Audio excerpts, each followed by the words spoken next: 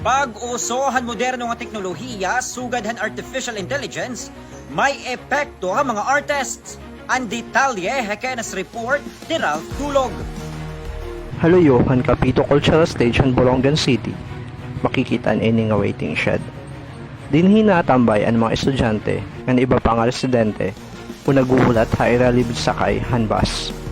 Dinhi daman nagbabalid siya ang mga tindera hinkaranon. Ngan dinhi daman makikitaan ang mga mural nga nagpapakita han kultura ng heritage han syudad. Himuhan mga magkarit nga artist dinhi ha Borongan ini nga mga mural painting.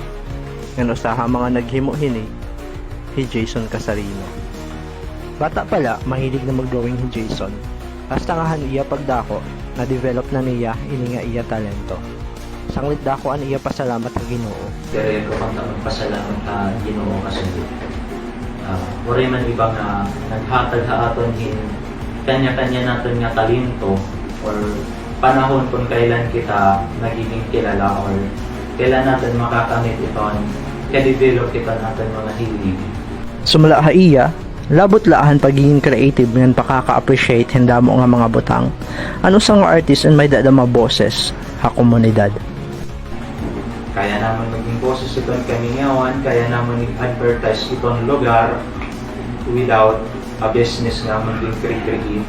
Yan kaya naman maging komunikta nga to itong mga agency kung ano man yung mga agency angay naman i-promote or konektahan. Depende ko na yung amon karuyago. Pero may dadaman challenges sa iya profesyon. Sugad na lahan makuri nga pagpapalitan materyales. Walay pa manggod art shop ha Borongan nga nagbabaligya hindi kalidad nga art materials nga ira kinahanglan. Sanglit na sisingad to pahira at Tacloban, Cebu o Manila. Diri paliwat sugad gadamo ang napalitan era paintings din hiya probinsya kumpara dagko nga mga syudad. Sa daman nga challenge ang teknolohiya, sugad na lahan kauso na han AI.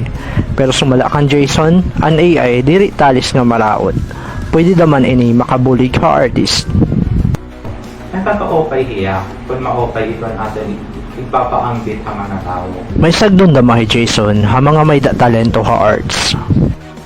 Ayaw kong papaabit ka sa mga negative na mga mababatik nimo samtang nagtitikang ka pala.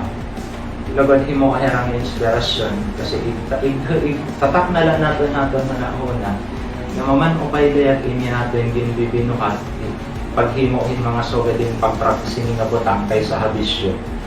Sugad naman han iba pang artist, gilalauman daman ni Jason ang pagdukwag pa ang local art scene ha este. Ralph Stephen Dulog, DYNF News.